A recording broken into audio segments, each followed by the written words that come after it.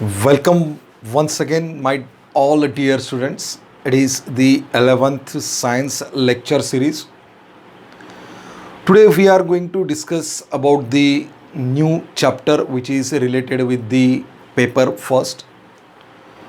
Before introduce or start of these paper, I just revise our previous units which have been completed, and all these videos are uploaded on our YouTube channels. So guys, जो paper first है उस paper first के अंदर हम लोगों ने पहले दो यूनिट देखे थे। एक जो था वो था measurement related, that is called as the units and measurement, और जो दूसरा वाला था जो कि हमें बहुत ही ज़्यादा इम्पॉर्टेंट है स्टैंडर्ड 12th को मद्देनज़र रखते हुए, that is completely based on the mathematical tools, that is name is the mathematical methods. और उसके बाद हम लोगों ने कुछ पेपर सेकंड के दो यूनिट्स देखे थे। अब यहाँ पे पेपर सेकंड की बात नहीं करेंगे हम लोग, सिर्फ जस्ट एक कि हम लोगों ने आज तक क्या क्या पढ़ा है इसको यहाँ पे रिवाइज करना, ये एक मेरा सिर्फ मोटो था। अब ज़्यादा देर नहीं लूँगा और सीधा अपने मुद्दे पर आ जाऊँगा, और आज का जो हमारा यूनिट है that name is the gravitation. अब आप बोलोगे सर ये जो ग्रेविटेशन है, ये ग्रेविटेशन तो हम लोगों ने पढ़ रखा है। जी हाँ, मुझे पता है, जो स्टैंडर्ड 9th 10th में आप लोगों ने जो न्यूटन्स के बारे में जो सुना था कि ये जो न्यूटन साइंटिस्ट है उनको हम लोग फादर ऑफ फिज़िक्स भी कहते हैं। उन्होंने क्या किया था, एक एप्पल को गिरते हुए देखा था और उसी को जज करने के बाद उन्होंने कुछ रूल्स बनाए थे, और उसी में से एक सबसे इम्पॉर्टेंट जो लॉ था that is called as the gravitational law, और उसी को हम कहते हैं यूनिवर्सल लॉ ऑफ ग्रेविटेशंस।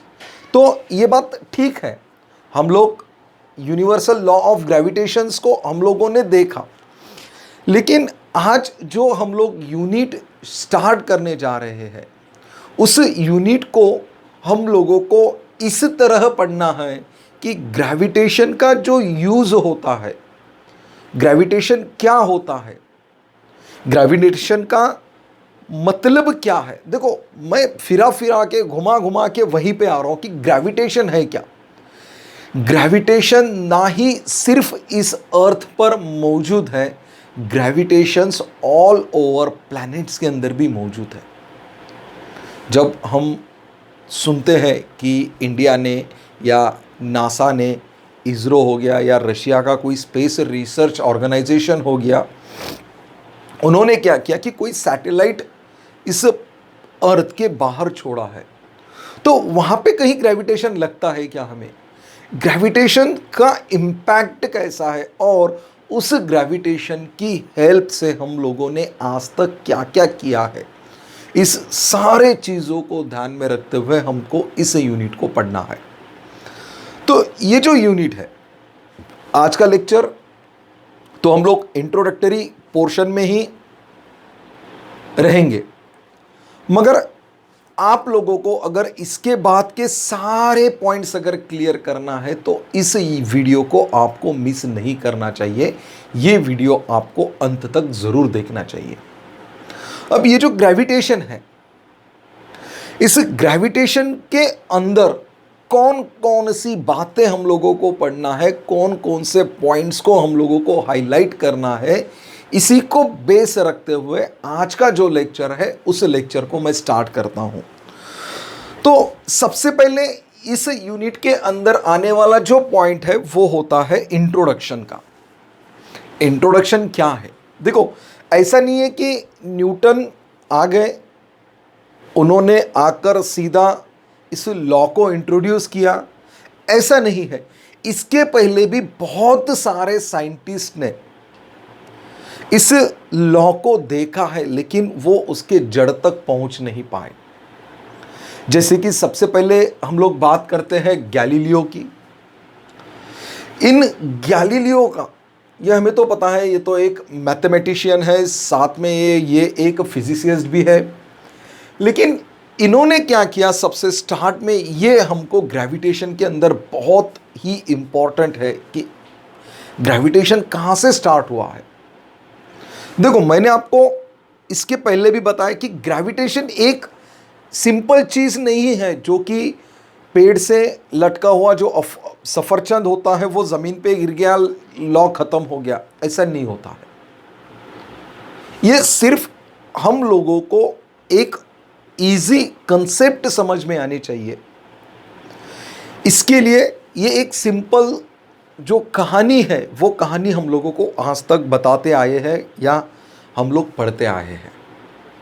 लेकिन इसकी जो स्टार्ट होती है कि गैलीलियो कौन है। गैलीलियो एक बहुत बड़े फिजिसिस्ट है, एक बहुत बड़े मैथमेटिशियन है। इन्होंने सबसे पहले ग्रेविटेशन को समझने की कोशिश की थी।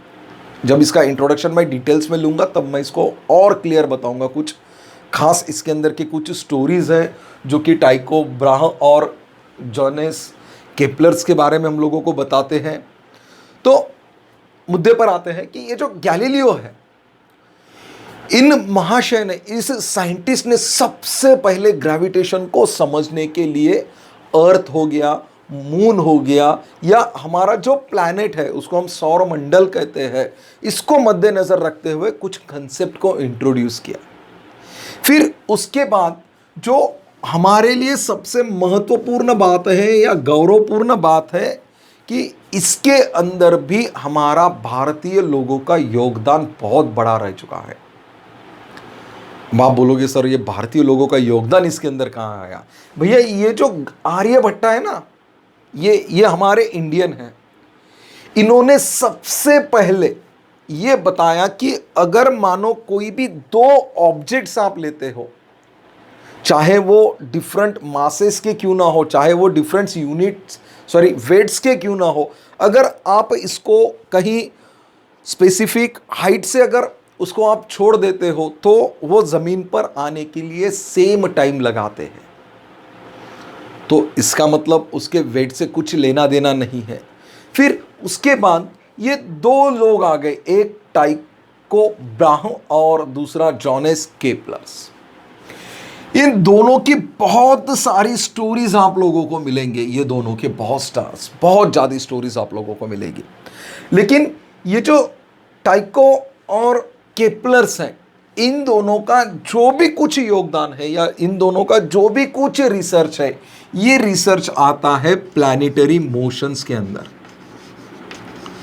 प्लैनेटरी मोशंस के अंदर, प्लैनेटरी मोशंस यानी क्या होता है कि ये जो प्लैनेट्स हैं, जो कि हम लोगों को पता है कि सन एक सेंटर में होता है और उसके सराउंडिंग में कुछ प्लैनेट्स रोटेट करते हैं, जैसे कि शुक्र हो गया, गुरु हो गया, शनि हो गया, नेपच्यून हो गया, वॉटेवर में भी जो भी है वो, बुध हो गया।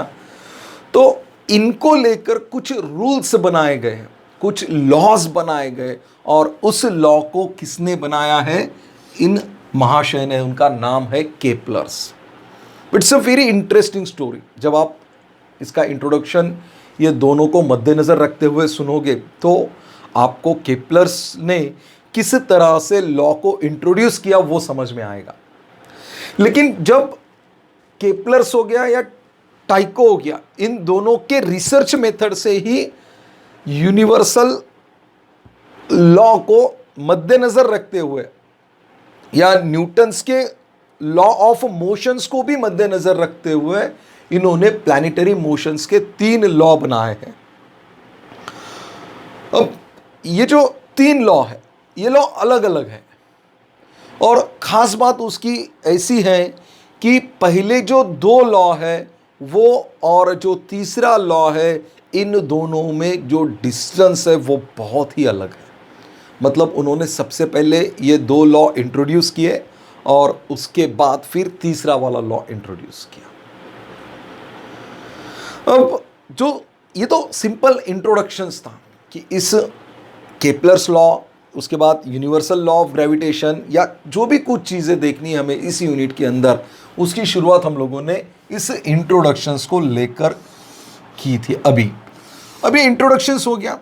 जो इस यूनिट के अंदर जो सेकंड वाला जो पॉइंट आने वाला है हम लोगों का, that is called as the Kepler's law. अब बोलोगे सर आपने सिर्फ और सिर्फ 1 मिनट पहले कहा था कि केपलर्स लॉ जो है ना ये दोनों ने निकाला हुआ है, फिर नाम केपलर्स क्यों दिया है, दोनों का नाम देना चाहिए। यही तो मिस्ट्री है, यही तो कहानी आपको नेक्स्ट लेक्चर में बतानी है कि केपलर्स भैया ने इसको खुद का नाम क्यों दिया और कैसे दिया। ओके चलो ये भी इंटरेस्टिंग कहानी कल सुन लेते हैं। अभी जो केपलर्स लॉ है, ये केपलर्स लॉ क्या है? केपलर्स लॉ आपको प्लैनेटरी मोशंस को इंट्रोड्यूस करवाते हैं, प्लैनेटरी मोशंस को लेकर आपको कुछ लॉज एक्सप्लेन करते हैं। तो हम लोगों को कितने लॉ पढ़ना है इस केपलर्स के अंदर? हम लोगों को 3 लॉ पढ़ना है इस केपलर्स के अंदर। जो हमारा पहला लॉ आता है that is called as the law of orbit, law of orbit. अब हम लोगों को पता है कि सन एक सेंटर में है ऐसा, और उसके सराउंडिंग में कुछ प्लैनेट्स जो है वो प्लैनेट्स घूमते हैं, इसलिए हम लोगों को 1 ईयर मिलता है या वॉट एवर में भी जो भी कुछ हो, उसको यहाँ पे इतना ज़्यादा इंपॉर्टेंट नहीं देंगे हम लोग पहले प्लैनेटरी मोशंस को देखेंगे। तो ये जो सन है, सन के अराउंड जब ये प्लैनेट्स घूमते हैं तो वो कौन से ऑर्बिट में घूमते हैं और उसको लेकर क्या लॉ है वो एक्सप्लेन किया हुआ है केपलर्स ने उनके पहले लॉ में। उसका जो नाम है that is called as the law of orbit. और जो दूसरा वाला लॉ है that is called as the law of area. भैया area, law of area. Sir अब इसका भी कुछ एरिया है क्या? क्या इन्होंने भी कुछ रजिस्ट्री करवाई है कि मेरा एरिया यहां से वहां तक है? वैसा ही है। हम लोगों ने आज तक कभी ऐसा नहीं सुना है कि पृथ्वी के ऊपर, हमारे अर्थ के ऊपर कोई पीछे से आके ग्रह ऐसा बम्बार्ड हो गया, या किसी ने हमें आके धड़क मार दी, या पृथ्वी जाके किसी और के ऊपर धड़क गया, या उसने उसके ऊपर जाके कोलैप्स किया या बम्बार्डिंग हुई। ये हम लोगों ने कभी नहीं सुना। और दूसरी बात, ये जो सन है, ये सन के अराउंड में जो भी ऑर्बिट्स, अब मैं ऑर्बिट्स नहीं बताऊंगा कि ये कौन सा ऑर्बिट है, ये हम लोग नेक्स्ट लेक्चर में देखेंगे। ये जो भी ऑर्बिट्स में घूमते हैं ना प्लैनेट्स, उस ऑर्बिट के अंदर घूमते वक्त उनका जो स्पीड होता है वो सेम नहीं होता है। अगर सूरज के पास आप हो, सन के पास अगर आप हो, मानो कि ये पृथ्वी है, सॉरी सन है, और ये सन के ऐसे पास में हमारी अर्थ है। अगर ये सन के पास अगर अर्थ हो तो इसका स्पीड ज़्यादा होता है, और जैसे ही दूर चले जाए हम लोग तो उसका स्पीड कम हो जाता है अर्थ का। That means the speed, the motion of an planet is not a constant, it a vary. When the sun is nearer to that planet, the motion is motion is faster, and when the planet is away from the sun, that means the more distance in between the sun and the planet, speed कम हो जाता है। तो ये सब law of area के अंदर हम लोगों को देखना है। फिर उसके बाद क्या आता है, that is law of periods, law of period. Law of period क्या होता है? जैसे कि टाइम इंटरवल होता है, जैसे कि लेक्चर्स या स्कूल में आप लोगों ने देखा था 3 या 4 लेक्चर होने के बाद एक रेसेस आपको मिलता था, एक इंटरवल आपको मिलता था। तो उसी की तरह से एक टाइम पीरियड होता है, समझो 4 मिनट के बाद एक ब्रेक, 4 लेक्चर के बाद एक ब्रेक, बराबर है। ये 4 मिनट हो गया, 4 लेक्चर्स हो गया, 4 आवर हो गया। ऐसा ही कुछ इस पीरियड के अंदर है जो कि हमको सिंपली बताता है that is t² is directly proportional to r³। मतलब ये जो t है, t time period, r it is one kind of the radius. Okay, यहाँ पे स्मॉल r भी कुछ बुक्स में दिया होगा, कुछ बुक्स में कैपिटल R भी दिया होगा, कहीं R+H वॉट एवर में भी दिया होगा। चलो इसको इतना यहाँ पे इंपॉर्टेंट नहीं देंगे, जब हम लोग इसको क्लियर देखेंगे तब हम देखेंगे। तो लॉ ऑफ पीरियड में क्या होता है कि एक टाइम पीरियड में सन से अर्थ कहाँ होनी चाहिए या उसका टाइम पीरियड कितना होना चाहिए, ये हमको देखना है। That is in the law of periods. ये हमारा सेकंड वन खत्म हो गया, that is Kepler's law of planetary motions. अब उसके बाद जो तीसरा वाला आता है that is called as the universal law of gravitation. अब ये जो यूनिवर्सल लॉ ऑफ ग्रेविटेशन है, ये तो हम लोगों को सिंपली पता है कि जब दो मासेस अगर हम कंसीडर करते हैं एट अ स्पेसिफिक डिस्टेंस से, तो उनके ऊपर जो ग्रेविटेशनल फोर्स होता है वो simple force is directly proportional to product of their masses and inversely proportional to the square of distance between them. ये सिंपल लॉ, कीसा बीटा लॉ हम लोगों ने पढ़ा है, बराबर है।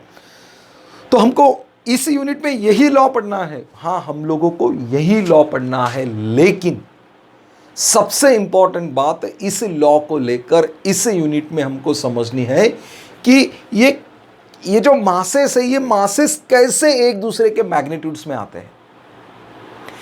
ये जो फोर्स होता है वो किस तरह से इस मैग्नीट्यूड को इस मासेस को कैसे डायरेक्टली प्रोपोर्शनल होता है, और सिमिलरली ये जो फोर्स होता है ना, ये फोर्स उनको इनवर्सली प्रोपोर्शनल कैसे होता है, और आखिर में उसका हम लोगों को स्टेटमेंट देखना है। मतलब इजी है कि हम लोगों को इसको स्टेप वाइज देखना है। आज तक हम लोगों ने सिर्फ एक फॉर्मूला देखा होगा, देखो यहां पे लिख लेता हूं मैं, जगह तो नहीं दिख रही, यहां पे लिख लेता हूं, that is force is directly proportional to m into m divided by r square. लेकिन इस यूनिट के अंदर बहुत सारे आपको यूट्यूब पे वीडियोस मिल जाएंगे कि यूनिवर्सल लॉ ऑफ ग्रेविटेशन, लेकिन किसी ने, बहुत कम लोगों ने या किसी ने भी आपको ये नहीं बताया होगा कि ये जो फोर्स है, ये फोर्स कैसे आया, ये फोर्स कैसे जनरेट हुआ, इस फोर्स को लेकर इस मास के साथ क्या रिलेशन है, कैसा बना, सिमिलरली इसके साथ रिलेशन कैसे बना। क्योंकि जब हम m लेते हैं तो इसके अंदर का जो कैपिटल यम होता है that is called as the mass of the earth. तो फिर मास ऑफ द अर्थ कैसे लिया हम लोगों ने, क्योंकि हमको पता है कि we are at the centre of the earth, बराबर है। तो फिर m मास, वो मास का और जो ऑब्जेक्ट है उस मास का हम लोगों ने कैसे डायरेक्टली प्रोपोर्शनल में कन्वर्जन किया, या कैसे वो आया, कन्वर्जन यानी कैसे वो आ गया। सिमिलरली ये जो फोर्स है ना बच्चों, ये वाला फोर्स ये इनवर्सली प्रोपोर्शनल होता है उसके डिस्टेंस के स्क्वायर को लेके।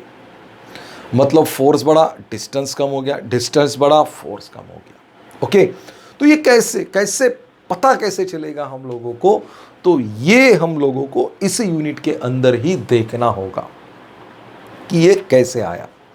फिर उसके बाद जो अगला वाला पॉइंट आता है that is called as the acceleration due to gravity. अब ये एक्सेलरेशन ड्यू टू ग्रेविटी क्या है, हम लोगों को एक वैल्यू हम लोगों ने आज तक बहुत बार देखी होगी, ये वाली, व्हाट इज द जी मानो acceleration due to gravity 9.8 metre per second square. ये तो सिंपल हम लोगों को पता है, या 980 लेते होंगे आप जब सीजीएस में लेते होंगे तो।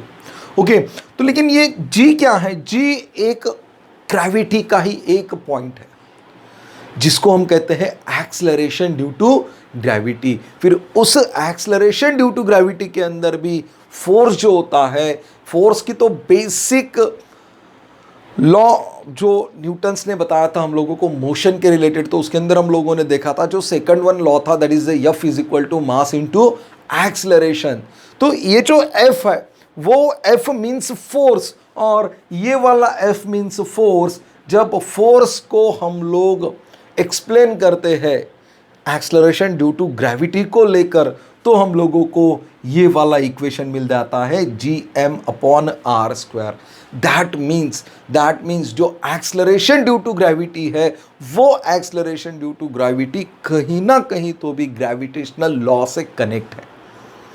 एक बात तो हम लोगों को समझनी चाहिए कि एक्सेलरेशन ड्यू टू ग्रेविटी और ग्रेविटेशनल लॉ ये मानो अलग अलग है, लेकिन कहीं ना कहीं ये जुड़े हुए हैं।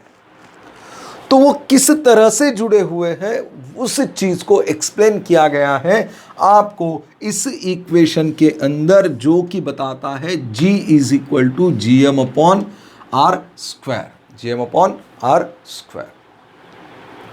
लेकिन एक्सेलरेशन ड्यू टू ग्रेविटी हम कहां देखते हैं, जब आपका ऑब्जेक्ट ये अर्थ के ऊपर प्रेजेंट है, ये अर्थ से कहीं दूर नहीं है, अर्थ से कहीं और प्लैनेट के डिस्टेंस पे नहीं है, और तब हम लोगों को पता है कि जब कोई ऑब्जेक्ट अर्थ के ऊपर है तो उसकी रेडियस हम लोग लेते हैं r²। और यही एक डिफरेंस है कि acceleration due to gravity it is completely used for the earth purposes, on the earth purposes. तो ये जो एक्सेलरेशन ड्यू टू ग्रेविटी है, ये तो हम लोगों को पता है कि हम मैक्सिमम इसको कहाँ यूज करते हैं, अर्थ के ऊपर यूज करते हैं। लेकिन एक्सेलरेशन ड्यू टू ग्रेविटी आप लोग कहीं और पर्पस के लिए भी यूज करते हैं। तो इसके 3 पर्पसेस हम लोगों को यहां पे बताए गए हैं। सबसे पहले acceleration due to gravity with the altitude, that means कि आपका कोई ऑब्जेक्ट अर्थ के बाहर है, अर्थ के बाहर कुछ स्पेसिफिक हाइट के ऊपर है। तो ऐसे सिचुएशन में acceleration due to gravity altitude पे कितनी आएगी। सिमिलरली मानो अगर आपका ऑब्जेक्ट जमीन के अंदर है, पृथ्वी के डेप्थ में है, क्योंकि हमने बहुत बार देखा है, या हम जब भी कोई एग्जाम्पल्स लेते हैं अर्थ को लेकर, तो हम लोगों को एक बात पता है कि हम सडनली प्रैक्टिकली हम क्या बोलते थे कि अर्थ एक स्पेरिकल नेचर वाला एक ऑब्जेक्ट है, या it is in a spherical shape बोल देते हैं। लेकिन जब इसको क्लियरली देखते हैं तो it is not a spherical. और उसी स्पेरिकल को, उस स्पेयर को मद्देनजर रखते हुए कि एक्सेलरेशन ड्यू टू ग्रेविटी, अगर कोई ऑब्जेक्ट मानो डेप्थ में है, अर्थ के डेप्थ में है, तो उसका जी कितना होगा ये भी हम लोगों को देखना है इसी यूनिट के अंदर। सिमिलरली एक उसका लैटिट्यूड भी निकालना है, एक स्पेसिफिक डिस्टेंस लैटिट्यूड। ओके, तो ये तीनों के तीनों पॉइंट हम लोगों को देखना है, which is included in the acceleration due to gravity with altitude, with depth, with latitude. और एक पॉइंट इसके अंदर आता है, that is called as the shape of earth. कौन सा वाला? शेप ऑफ अर्थ।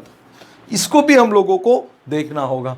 तो ये जो पॉइंट्स है, ये पॉइंट्स आते हैं सब इंट्रोडक्शन के अंदर पॉइंट्स आते हैं। अब इसे इंट्रोडक्शन का आगे का जो पॉइंट है, उस पॉइंट को हम लोग देखते हैं। तो next one point that is called as the gravitational potential and potential energy.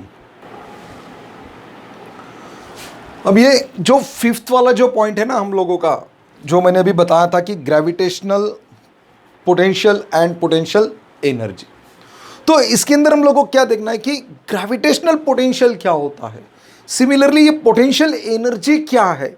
तो जब हम लोग इसको क्लियरली जब समझेंगे, जब इसको हम लोग पढ़ेंगे, तब इसके अंदर जो इंपॉर्टेंट पॉइंट्स निकल के आते हैं वो है कि इस ग्रेविटेशनल पोटेंशियल एनर्जी का एक्सप्रेशन क्या है।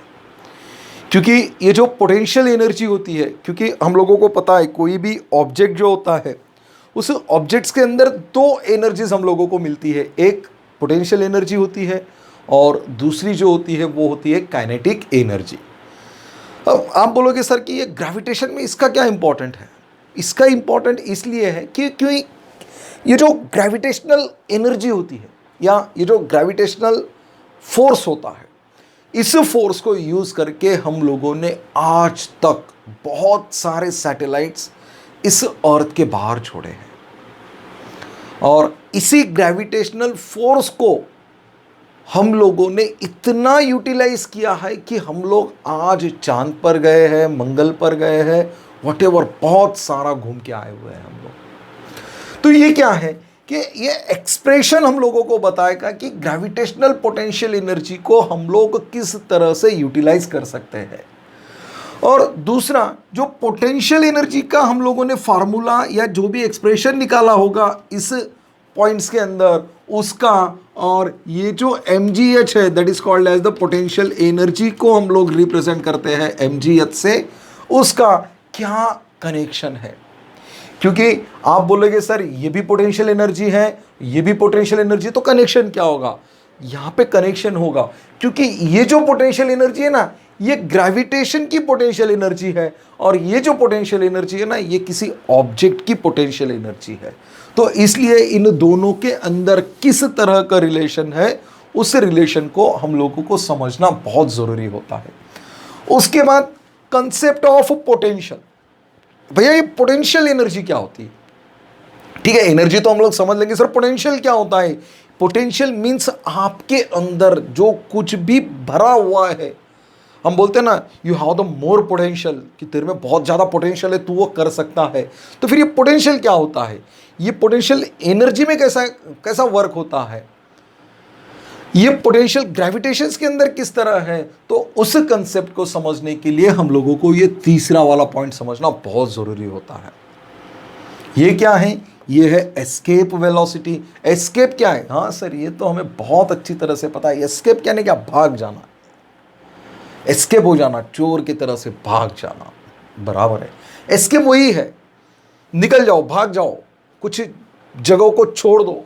तो एस्केप वेलोसिटी का यूज कहाँ होता है? एस्केप वेलोसिटी का यूज होता है कि ये जो हमारा अर्थ है, जब हम लोग कोई सैटेलाइट छोड़ते हैं तो सैटेलाइट को अर्थ ग्रेविटेशनल फील्ड के बाहर हम लोगों को ले जाके छोड़ना होता है, अर्थ ग्रेविटेशनल इन्फ्लुएंसेस के बाहर उसको छोड़ना होता है, या अर्थ क्या, सिर्फ अर्थ के बोल रहा हूँ, not on the whole solar systems, सिर्फ अर्थ के बोल रहा हूँ। तो उसको बाहर छोड़ने की हम लोगों को कितनी वेलोसिटी लगेगी, इसको हम लोगों को पढ़ना होगा ये एस्केप वेलोसिटी के अंदर। तो ये था हमारा पांचवा वाला पॉइंट, जो कि हम लोगों को बता रहा था कि ग्रेविटेशनल पोटेंशियल क्या होता है और पोटेंशियल एनर्जी भी क्या होती है। और आखिरी वाला जो पॉइंट है that is called as the earth satellite. Earth satellite क्या होते हैं भैया? अर्थ सैटेलाइट, देखो सैटेलाइट दो प्रकार के होते हैं, एक नेचुरल सैटेलाइट होता है, दूसरा आर्टिफिशियल सैटेलाइट होता है। नेचुरल सैटेलाइट क्या होता है भैया? नेचुरल सैटेलाइट मीन्स जो नेचर ने हम लोगों को दिया हुआ है, जैसे कि मून है, चंदा मामा, वही वाला। वो क्या है? वो अर्थ का सैटेलाइट है। अर्थ किसका सैटेलाइट है? सन का सैटेलाइट है। मतलब सिंपल कि सन के सराउंडिंग कौन घूम रहा है? अर्थ। अर्थ के सराउंडिंग कौन घूम रहा है? मून। मतलब ये क्या है? ये एक सैटेलाइट्स है। उसी तरह से हम लोगों ने कुछ आर्टिफिशियल सैटेलाइट भेजा। आर्टिफिशियल सैटेलाइट क्या होते हैं? जो सैटेलाइट इंसानों द्वारा बनाए गए हैं उसको हम लोग आर्टिफिशियल सैटेलाइट बोलते हैं। तो फिर हम लोगों ने कौन सा छोड़ा है? हम लोगों ने रोहिणी छोड़ा है, उसके बाद आर्यभट्ट नाम का छोड़ा है, और आजकल तो हम लोग दिन ब दिन छोड़ते ही जा रहे हैं भैया सैटेलाइट, बहुत सारे सैटेलाइट छोड़ रहे हैं हम लोग। तो ये जो सैटेलाइट्स है, ये सैटेलाइट्स कैसे होते हैं, उनको कैसा एक्सपेक्ट किया जाता है, उनको कैसा छोड़ा जाता है, उसका क्या क्या करना पड़ता है उस सैटेलाइट को वर्किंग में लाने के लिए। ऐसा तो नहीं है ना भैया कि सैटेलाइट बना दिया, घर के ऊपर रख दिया, वर्क करेगा क्या? नहीं करेगा। उसको अर्थ इन्फ्लुएंसेस के पास छोड़ना होगा, उसको अर्थ के सराउंडिंग रोटेट करना होगा। तो वो कैसा होगा? देखो रॉकेट साइंस सीख रहे हो आप 11th में ही, अच्छा कर रहे हो बच्चों। चलो अब जो अर्थ सैटेलाइट है, ये अर्थ सैटेलाइट के अंदर सबसे पहले क्या है? Projection of satellite. सैटेलाइट को प्रोजेक्ट करना, प्रोजेक्ट करना यानी उसको छोड़ देना अर्थ से, पृथ्वी से उसको अर्थ के बाहर छोड़ देना। तो उसको कैसे प्रोजेक्ट करोगे आप? उसको प्रोजेक्ट करना यानी क्या करना कि अलग अलग स्टेप्स होते हैं कि अर्थ ग्रेविटेशनल फील्ड से बाहर निकल गया और कहाँ गया, वहाँ से कहाँ गया, फिर वो कैसे रोटेट होगा, ये सब हम लोगों को कहाँ देखना है? It is in the earth satellite. और उसके अंदर हम लोगों को देखना है प्रोजेक्शन ऑफ सैटेलाइट। लेकिन इसकी एक बात है, देखो बच्चों, जब प्रोजेक्शन ऑफ सैटेलाइट अगर आप पढ़ोगे, अगर नहीं पढ़ना तो है मेरे साथ ही पढ़ोगे, कहीं और तो नहीं पढ़ोगे ना। अब ये जो प्रोजेक्शन ऑफ सैटेलाइट है, इस प्रोजेक्शन ऑफ सैटेलाइट के अंदर हम लोगों को पता चलेगा कि अगर हमारे सैटेलाइट की स्पीड थोड़ी कम या थोड़ी ज़्यादा हो जाती है तो उसका इम्पैक्ट क्या होगा। क्योंकि हमको पता है कि हमारा जो सैटेलाइट है वो अर्थ के अराउंड सर्कुलर ऑर्बिट में ही घूमना होगा। अगर उसकी स्पीड ज़्यादा होगी तो वो पैराबोलिक घूमेगा या और किसी ऑर्बिटल फंक्शन में वो घूमेगा। तो ये हम लोगों को सब पता चलेगा इस प्रोजेक्शन ऑफ द सैटेलाइट के अंदर। अब उसके अंदर उसके बाद जो पॉइंट आता है that is called as the weightlessness. अब हम लोगों ने बहुत सारे मूवी देखे, उसके अलावा हम लोगों ने लॉकडाउन में कुछ काम ही नहीं किया है, लेकिन स्पेस के ऊपर की जब हम लोगों ने कुछ वीडियोस देखे या कुछ मूवीज देखे तो हम लोगों को पता है कि स्पेस के अंदर जब ये कुछ क्या कहते हैं उसको, स्पेस ऑब्जेक्ट जाता है या उसको यान बोलो या कोई रॉकेट चला जाता है, तो उसके अंदर जो एस्ट्रोनॉट्स होते हैं वो एस्ट्रोनॉट्स इजीली उड़कर कहीं भी चल जाते हैं। That means they feel they feel the weightlessness. और वो कैसा फील करते हैं और उनको वेटलेसनेस कहाँ से आता है, ये सिर्फ और सिर्फ हम लोगों को देखना है इस पॉइंट्स के अंदर। अब ये जो पॉइंट है ना, ये पॉइंट बहुत ही मस्त है, बहुत ही एंटरटेनमेंट है, इसको मिस मत करना, क्योंकि हम सब लोग स्पेस में चले जाएंगे। उसके बाद टाइम पीरियड ऑफ सैटेलाइट का भी टाइम पीरियड होता है, क्योंकि जो कम्युनिकेशन सैटेलाइट्स होते हैं वो भी हम लोगों को इसके अंदर ही देखना है। कम्युनिकेशन सैटेलाइट्स कैसे होते हैं कि मानो ये एक हमारी अर्थ है, यहाँ अर्थ पे यहाँ पे कहीं तो इंडिया है, और इंडिया ने कोई कम्युनिकेशन सैटेलाइट छोड़ा होगा ना, तो वो इंडिया के साथ साथ ही घूमेगा। वो ऐसा नहीं है कि इंडिया यहाँ पे और वो यहाँ पे घूमेगा, ऐसा नहीं होगा। ऐसा अगर हो गया ना, तो ये अगर ये पाकिस्तान हो गया या कोई देश हो गया ना, हमारे सैटेलाइट को उड़ा देगा। ऐसा नहीं होता है। क्या होता है कि ये इंडिया के सराउंडिंग ही घूमता है, जैसे जैसे इंडिया घूमेगा वैसे वैसे ही वो घूमेगा। तो इसलिए जो सैटेलाइट का जो टाइम पीरियड है ना, वो पढ़ना भी बहुत ज़रूरी होता है। इसलिए कि ये जो टाइम पीरियड है सैटेलाइट का, ये डिसाइड करेगा कि आपका सैटेलाइट कम्युनिकेशन पर्पस है या किसी और पर्पसेस के लिए है। उसके बाद लास्ट वन आता है, दैट इज बाइंडिंग एनर्जी। ये जो बी है ना, इसको बाइंडिंग एनर्जी कहते हैं, इसको बाइंडिंग एनर्जी कहते हैं। बाइंडिंग एनर्जी जो कि ऑर्बिटिंग सैटेलाइट की, जब सैटेलाइट वो ऑर्बिट में रोटेट करता है ना, तब वो रोटेट करते वक्त वो बाउंडेड होता है अर्थ को। देखो ये जो सैटेलाइट घूम रहा है ना यहाँ पे, वो कभी एस्केप नहीं करेगा, यहाँ से कहीं दूर नहीं चले जाएगा, यहाँ से वो कभी पृथ्वी पर नहीं आ पाएगा। वो वही एक ऐसे ऑर्बिट में ही घूमेगा वो। तो उस ऑर्बिट में घूमते वक्त तो उसको एक एनर्जी बाउंडेड होती है, और उस एनर्जी को हम लोगों को पढ़ना है इस पॉइंट्स के अंदर, that is called as the binding energy of an orbiting satellites. तो भैया ये था simply introduction of this chapter. ये वाला इंट्रोडक्शन नहीं है, पूरे यूनिट का इंट्रोडक्शन। ये तो हम लोग नेक्स्ट लेक्चर में पढ़ेंगे, इंट्रोडक्शन क्या होता है, कैसा होता है। ओके, इसके ये इंट्रोडक्शन के अंदर हम लोगों को इसकी स्टोरी भी पढ़ना है ना, टाइको और, अरे मिटा दिए क्या वो वाला, चलो ठीक है, टाइको और जॉनसन केपलर्स की भी स्टोरी हम लोगों को पढ़ना है। चलो बच्चों, तो आज के लिए आई थिंक इतना काफ़ी है कि इस यूनिट्स के अंदर हम लोगों को क्या क्या पढ़ना है। तो मेरे ख्याल से ये इतना इंटरेस्टिंग यूनिट है ना, इसको हम लोग और ज़्यादा इंटरेस्टिंग बनाएंगे। तो प्लीज़ इस वीडियो को और इस सीरीज़ को मिस मत कीजिए, प्लीज़ प्लीज़ इसको रेगुलरली देखिए, और आई थिंक आपको ये लेक्चर अच्छा आया होगा।